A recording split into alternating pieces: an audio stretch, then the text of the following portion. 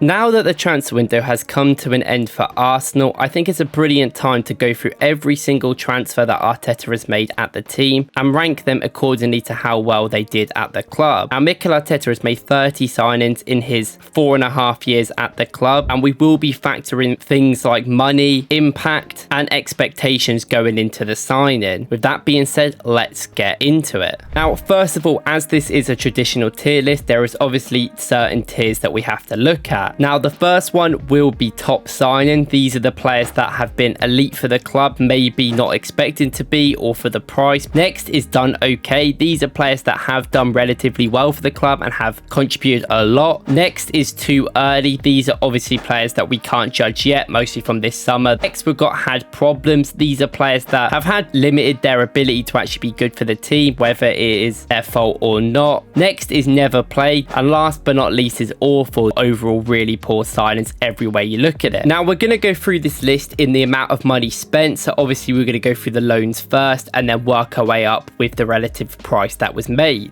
So it should give you an overall look at the 30 players that Arteta has bought. With that being said, the first two players that we are going to look at are, of course, Raheem Sterling and Neto. Now, I haven't really spoken about Neto, but it's obviously a backup goalkeeper signing, which there is a few on here where I don't really expect him to play, and he's probably just a stopgap. Raheem Sterling as well, we have spoke about, and I do think he can offer a lot in the cheap loan that we have got him for, and does in a sense show a lot of adaptation from our earlier signings that we will go through, where we are being much more smarter in the market. However, these obviously both haven't played a game for the club yet, and it is way too early to judge their performances they're signing overall. Keeping up the loan theme is Matthew Ryan. Now, maybe a forgotten man between some of you. He played a couple of games for Arsenal, being that backup goalkeeper option like Neto has been just now. And he came in, played a few games, was okay in them, and that was it. There's nothing really to speak about him, so he's going to have to go in the never played category because he was quite frankly not really relevant. Next, we're going to talk about Cedric Soares. Now, a player that was definitely a weird signing when Arsenal made him. And at the time, Cedric was signed as a cheap loan in January in 2020, in which he played a couple of games and wasn't really played at all. In order to sign him on a free, he was on way too much money. He was on nearly 100 grand a week, and in the end he stayed at the club way too long, just not willing to leave and running his contract down. For that, I think it definitely takes up some of the good things that he did, so in my opinion it probably goes into awful, but I understand that can be quite harsh. But he is definitely not the worst signing that Arteta has ever made, and I think that has to go down to Willian. Now, there's a lot of awful footballers that we will go through in this list in the upcoming players, but I think Willian, with the potential and the amount of hope that a lot of people had when we signed him, it was the worst signing out of all of them. But he was coming off a really good season for Chelsea before Arsenal signed him. He scored 9 Premier League goals the season before, his most ever in the Prem, and was very good from free kicks, which for Arsenal was the only thing he ever did for us. He scored 1 goal in the Premier League, which was a free kick, and he just was not good. We signed him on a 3-year contract and terminated it after a year, and he still played a decent amount in our team that season in COVID and just wasn't good enough. And I think this was definitely one of the early missteps that we did in his time at the club. Now, while Willian and Cedric were expected to actually contribute for the team, and they didn't really that well, next we're getting on to players that weren't really expected to contribute and were not good enough. So the first one is Trusty, who a lot of you probably forgot because he never actually played a professional game for Arsenal. We signed him from Colorado, obviously Kroenke's other team, and he came to Arsenal for a very cheap deal, which we ended up getting around a profit for him when we signed him for Sheffield United, and now he's gone off to Celtic, so he's having a good career at decent teams that are probably his level, but he was never good enough for us. For that, yes, go never played because he literally didn't play a game for us. And it's almost the same decision with Runnison. Now, Runnison was signed for very cheap, a couple of million, and I feel like it was another stopgap goalkeeper option, which we've clearly done quite a lot in his time. But Runnison played a few games for Arsenal, played 1 Premier League game, and he played that cup game where he was awful in and just was not good enough, and it was just an awful signing. I don't think even with the 2 million spent on him it was probably worth it. And another staple of Arteta and Edu's time at the club is they definitely try to find cheap deals where they can and find talent, especially at their specific places such as Brazil. That is the same with our new signing next with Marquinhos, where for £3 million when he first signed there was a lot of excitement around this guy where he could really contribute like Martinelli. He scored in the Europa League Morgan looked really good in the games he was given a chance in, but as the season went on and we got better, he never got a look in, and eventually I think he went on some quite poor loans to Norwich where he didn't do very well, and now he's in Brazil where I don't think he's really going to come back to Arsenal and play anytime soon. But this is a signing where you don't really care about because we spent £3 million on him, so it's not really any risk there. But I'm going to give it had problems because I think for that price, you know, he actually did have some talent at the start and it was worth the risk overall. Next is Matt Turner, another goalkeeper, another American signing for the Kroenke guys, probably just to get him that Premier League English experience where he could move into other teams in England. Now this has happened. He's obviously gone to Nottingham Forest. He got dropped because he weren't very good there, and now he's on loan at Crystal Palace. And overall, for a year he was at Arsenal, I'd say he had problems. He wasn't very good on the ball, which is a very weird sign for us to make. But overall, it's hard to judge these goalkeeper signs that we have made because it's consistently just stopgap options when we're trying to solve our goalkeeper issues. But Matt Turner and Marquinhos came in 2022 when our team was a lot more settled. But before that, Arteta's first signing at the club was actually Pablo Mari. Now overall, he was signed on quite an expensive deal, 13 to 14 mil in the end, when you put together his loan and the fee that was eventually paid. Pablo Mari was a very interesting signing. He come from Flamengo in Brazil and definitely seemed like a left field shout. I remember being linked to him and not really having a clue who he was. Now in the end, Pablo Mari played a handful of games for Arsenal and was relatively good in maybe a couple of them, but he wasn't good enough for their club, and I think that was quite clear early days. But he did come into a team which was not very good, especially defensively, and come in at COVID where there's no fans and it was a lot harder for players to adapt. So I do give him a little bit of benefit of the doubt overall. However, I still think for the money paid, it was pretty awful signing, and in the end he went to Monza, who I think is a relative idea of what his talent is. Now moving up the list, we've got Nuno Tavares, spent for about £7 million from Benfica, and I think overall a lot of people don't like Tavares, which I think is completely valid, but I think it was a worthwhile risk for our team to make. £7 million, I remember at the time, was very cheap for a talent like him, and he still clearly has talent. He went on loan to the Premier League last year and has had good loans in Ligue 1 of course, but he's also now on loan at Lazio, another proper big team that have a good obligation to buy in there if he plays a lot. And he did play a decent amount for Arsenal, proving he was a very good attacking outlet. I remember that goal against Man United being good positioning. However, of course, yeah, he isn't the best defensive player, and I think he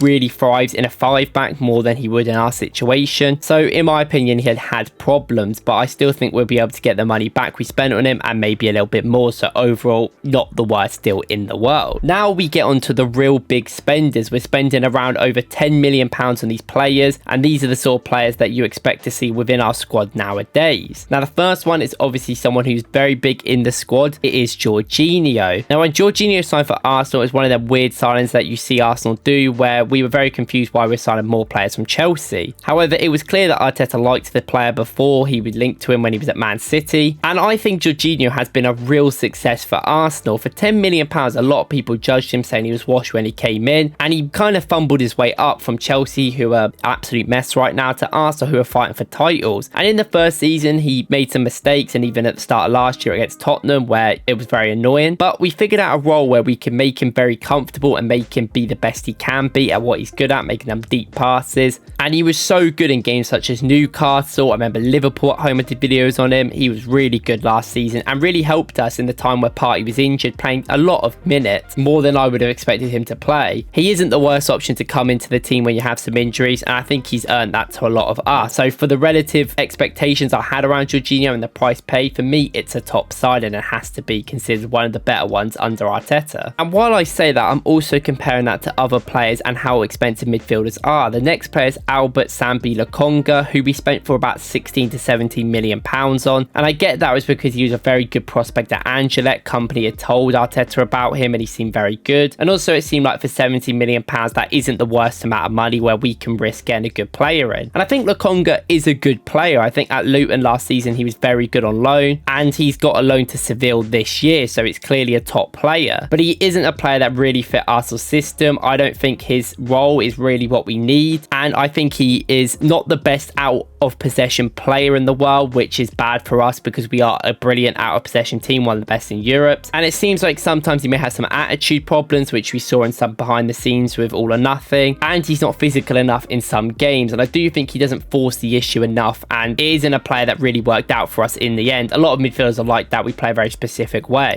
Overall, I'm going to say that's had problems. I still think he has a lot of talent. I still think we get good money for him. But yeah, you can't really blame them. They put a risk on this player, it didn't work out. After Lokonga, you're looking at players around £20 million spent on them, where they have come into the team and been very viable. And the first one is Takahiro Tomiyasu, a player that got largely criticised. Don't forget this, when we signed him, the media were laughing at us, everyone was laughing at us because Tottenham rejected him and Arsenal thought there was a good way of getting him in, and it seemed like agent had kind of forced it to happen. Now this was one of the first transfers that really, I think, people took us seriously in the market. We bought Tomiyasu in when no one else wanted him. We found a role for him playing right back, and then eventually he can also play left back brilliantly as well, and centre back if we need him to. And he's not only a physical beast, he's very good at inverting, he's very good on the ball, and can just do a job everywhere he plays. And Arteta is someone that really likes Tomiyasu, and you can see that a lot. I think every season Tomiyasu's been at the club, he's got better and better. I think last season when he played, he was incredible, and he even got player of the month in one of our months, which I think was fairly deserved. The issue is with Tomiyasu is his fitness, and every year at the club he's had fitness concerns, but it's been more of a problem in the last few years where we've actually really needed him. Last year he was brilliant in November and then just disappeared for December, went to Asia Cup in January, and then we didn't play again for us until like April. This isn't good enough. This season the same things are happening. He's gone missing, he's injured again when we need him, and while he is a brilliant player when he plays, in my opinion he doesn't play enough, so you can't put him in top signing. But for the price, I think overall it's very good, but I do think Arsenal may try and move him on if he can't sort these fitness problems out. So for that, he's done okay for me. And Tomiyasu, in my eyes, has to be compared to Jakub Kiwior. They're both not really the same player, not really the same foot, not the same position, but Jakub Kiwior was forced to play a lot last season because of Tomiyasu's injury. Now, of course, Timber, Zinchenko also not there, but Tomiyasu not being available meant Jakub Kiwior had to play in an inverted role, which in the end he couldn't do. And I think Jakub Kiwior did provide a lot of quality for Arsenal in the end last year, and in that Porto game he was really good specifically, but we got better when we decided to not let him invert. Obviously cost us in that Fulham game, and we let Ben White do it, who luckily is very adaptable, and it made our team insane for the last few months. I think it's clear Kiwior is probably worse than every other fullback option we have, but can still be a good player there. But Arteta signed him, I think, to be that left centre back that can also cover for Gabriel, and I don't think he really likes him there either, even though I think he has been good there when he's been given the time. I think Kiwior isn't exactly what Arteta would want him to be with how much they spent on him for around £20 million,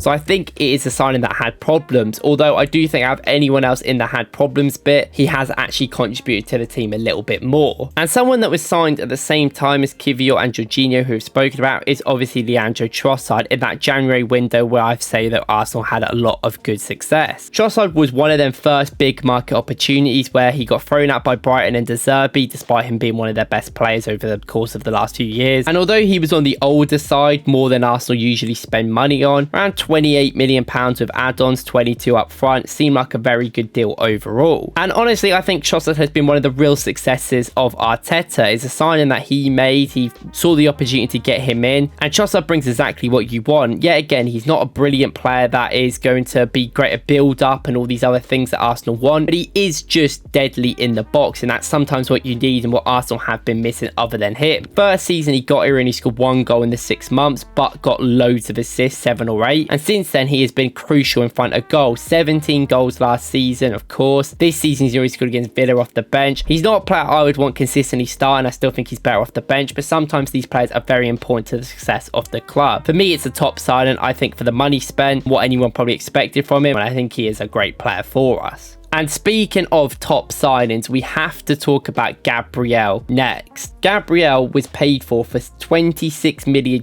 around £25 million.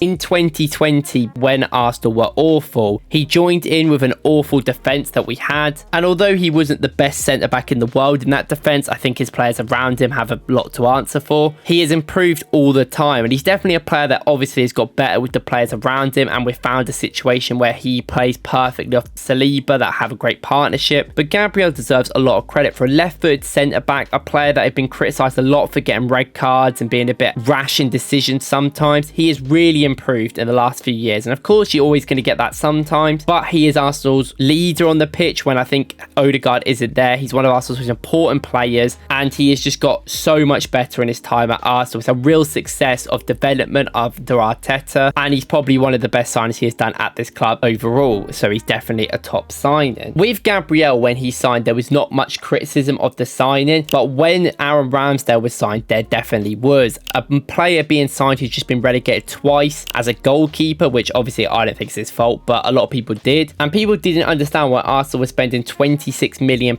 on the signing of him. Overall, he broke into the team very quickly over Leno and became a fan favourite. Brilliant goalkeeper. Obviously, he has his weaknesses that we've gone through, concentration. But overall, he's a brilliant on-the-ball player consistently, and he was a brilliant shot stopper and really helped Arsenal become a good team again in the Champions League. Now, unfortunately, his time at Arsenal has been derailed a bit. Obviously, Raya is preferred for Arteta, and I can understand why. And the money spent on Ramsdale seemed not to be worth it because we've got around about it a little bit less than it, even though he had great potential before. Now, I still like Ramsdale a lot, and I think we got a good deal for him. And overall, I think because he didn't play in the last year and got kind of thrown out of the team, and even when he came in, he didn't look great, I think that means the deal was okay, which is unfortunate because I think if you did this a year after he signed, it would have definitely been a top signing, but that's how the things work. And his replacement, David Raya, was spent for a little bit more money, just about £30 million, couple million euro more. And Raya, I think you have to put in the same category here because it's not fair to judge him differently, but I think he has been better in the last few games than Ramsdale was for a while. And I think towards the end of last season, it was quite clear why Raya was in the team, but obviously it's still early days. We'll see how it goes this season. And of course, moving on, we've got Mikel Arteta, 30 million spent with 1 year left on his deal, and his injury is really unfortunate because I really want to see what this guy can do. But another player which market opportunity makes sense more for the tactics than being an out and out standing player, but I think it's a very good signing, but we'll put him in too early, of course, because he hasn't played a game and won't for a few months. Next is Alexander Zinchenko. Now, a player that gets criticised quite a lot by me and a lot of other Arsenal fans, and I think it is just the frustration of him defensively. When he came in 2022, he really did transform the club, and it was quite clear he was better than a lot of the players that we had in the team. His passing, his attack and play was so good, and it is still very good now. How the team is developed, we can't really allow him to invert and just not be able to defend, considering we've got people like Timber and Calafori who have come in and been a lot better. These issues, I think, mean Zinchenko's time at the club may be limited, but he always has good games like he did at the start of this year and started playing at the start, but now he isn't. And overall, I think he has done a lot for us. He did transform our club overall, so I have to say it's an okay deal. Next, we spent 35 million euros on Fabio Vieira as well. Now, Fabio Vieira, I think, out of all our big signings, hasn't really worked out. Now, it's not necessarily just down to his fault. I think his physicality is a real big issue here, and it hasn't improved that much. But there's also the fact he is predominantly an attacking midfielder and would offer something different, but Odegaard consistently plays through tactical problems and the fact that he is just amazing. And he's tried working on the left centre midfield, which had worked for a bit, and then he got injured, so we never really got to saw it again because obviously he was fighting with Smith Rowe for that spot. In right wing, we tried him, hasn't worked. And overall, for the money spent, he's gone on loan to Porto to get some minutes, so it's not over at all. But I think right now we can say the signing's had some problems, but there is still a future of him at the club. And when you factor in the fact that Arsenal spent 35 million euros as well on Martin Odegaard, who has been obviously a lot better than him and been absolutely amazing, I think you've got to put a lot of perspective into this. A lot of criticism is towards Odegaard nowadays because of some people's opinions on Twitter, which I overall understand from a tactical perspective, that I don't think Odegaard's in his best role and it probably doesn't help the team overall, but in a sense it is a reason why he does that, and it's not really his fault. He is still a very good player in a role that isn't the best for him. Odegaard's our captain, one of our leaders and one of our best players at the club, and I will not take consistent disrespect to him. As a player, I think he's amazing, but I do think you have to play him certainly in the right way to get the best out of him, but at the moment I think it's okay for Arsenal. He's definitely a top signing. For the amount we paid for him, he has been elite for us, and I don't think that's ever going to change. Next, we've got two players that are quite similar in role. Yuri and Timber, of course, 40 million euros, and Calafori, 45 million euros. Now, despite Timber being bought last year, he's barely played, so I don't think it's fair to judge him, and Calafori has obviously only come off the bench a few times. So both of them have to go into early right now, where we can see what they can do in the future. Next is one of the first signings that was made by Arteta, and that is Thomas Partey. Signed a very long time ago in 2020 for his release clause from Atletico Madrid. And Partey's a weird player because I think now it's quite clear, I think our team has outgrown him in many senses. He can still do a job, but he's not quick enough, he's not sharp enough sometimes, which can cause us many problems. And I do think when he first signed, he was incredible for Arsenal when he played and was always that main guy before Rice came in. Now, his injury issues to me make it not a top signing guaranteed. Players that aren't available enough, I just don't rate as much because availability is the best thing that you can be. So in my eyes, it's a done okay signing because he has done really well at times. He has played and sometimes, you know, not his best. Arteta's fourth most expensive signing was Gabriel Jesus. Now, this player came in on absolute fire. We wanted a striker that could compete for the top titles, and when he came in, it felt like he could. 52 million euros was spent on him, which is a lot of money, but he came in from Man City, new Arteta, obviously Brazilian as well, fits in with the group. And when he came in, he was just so much better than every other player with his dribbling and his ability to score goals and create. Now, since his first few months at the club, he got injured and let us down a lot that season. Eddie had to play, and since then his injury concerns just get worse and worse. This year it would seem like he was going to come back to his best after pre-season and everyone talking about him, and now he's injured again. And I just said he is definitely decent when he plays. I know people have qualms about his finishing, which I definitely think is a problem, but he's so good at so many other things and does help Arsenal in so many other ways other players can't, but he's not fit enough. So for me, it's a done okay signing, especially for the price paid. Moving into the top three, number 3 is Ben White, another player criticised heavily when we signed him for the amount of money we spent, which was a lot at 58 million euros, and a lot of people felt like they were making better signings with signing Varane and all whatever players they signed. Now, that is not the case. I think the media perception of Ben White is creating negative over his England thing, and a lot of people think Arsenal fans don't like him, which I think is weird. He is one of the most loved players at the club, and he's one of the best players as well. He is going to have some of them poor games here and there, but consistently I think he's been brilliant in fullback. When he moved there from centre back, his performance has got even better. He's literally locked down that spot now, and he has made players like Saka better, contrary to popular belief. I think he's going to be at this club for a very long time. I love his personality personally, and I think he's a great individual for the team. Top signing and one of the best signings that Arteta made. I can't argue with that. And that moves into another signing that was heavily criticised, being Kai Havertz. Now, the 75 million euros spent on him, and it came out of nowhere, was definitely very alarming, I think, at the time. And his first performances for the club in that midfield role weren't brilliant, and when Partey got injured, it kind of made his role kind of pointless, and he couldn't really find his way within the team. But since Arteta moved him to that striker role and basically used what Havertz is good at, running into space,